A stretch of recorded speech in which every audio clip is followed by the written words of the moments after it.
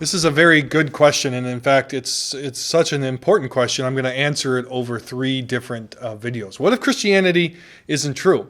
Well, Christianity is a religion that isn't based upon this mystical, just believe it anyways.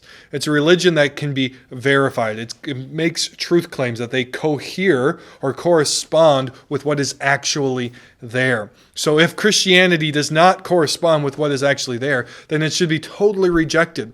And we should just leave it on the ash heap of history and continue on as if it isn't. But I do want to consider some implications if Christianity isn't true. What does that mean for the rest of life? So first I want to consider the question of origins. Basically, all the different views, all the different religions, worldviews, philosophies boil down into three different camps of how there is something instead of nothing. And the first is that everything came from nothing.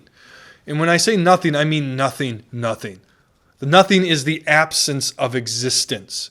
So from absolutely nothing at all, everything came into existence. And that's we all know and recognize that's a logical impossibility. That can't happen. So as far as option goes, this one we just toss out. It's not a possibility. The second one is that everything came from something impersonal.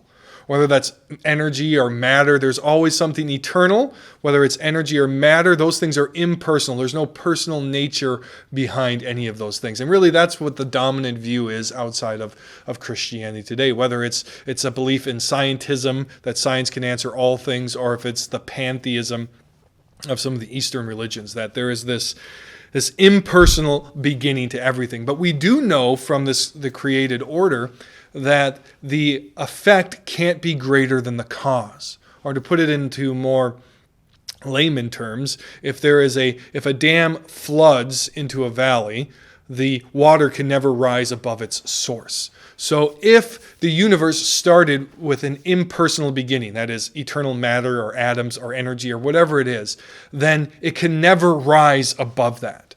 And that means that everything now in this universe can be reduced to whatever was at the beginning. So if the beginning is just physical material or matter, then that's all that there really ever is and there ever will be.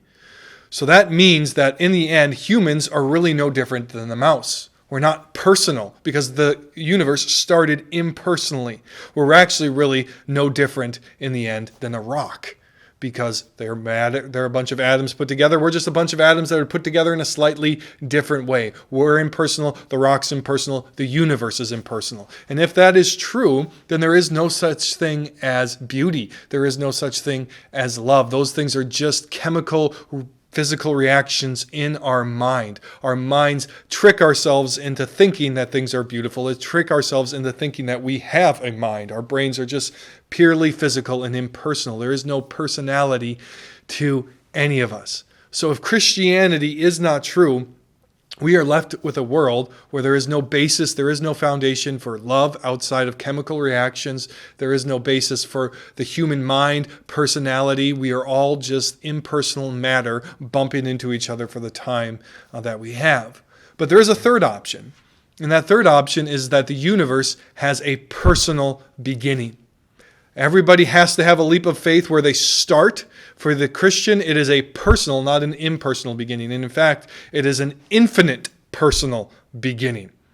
That is, God is infinite and personal, and that he has made man in his own image. Not in man being infinite, but man being personal. So this gives us the foundation for things like beauty and love and meaning and purpose, because we were made in the image of God, and God is the personal beginning of everything. But if Christianity doesn't exist, then this world is meaningless, purposeless, and just a cold, indifferent place where matter bumps into each other until it ends. That is a far less beautiful picture than that of Christianity.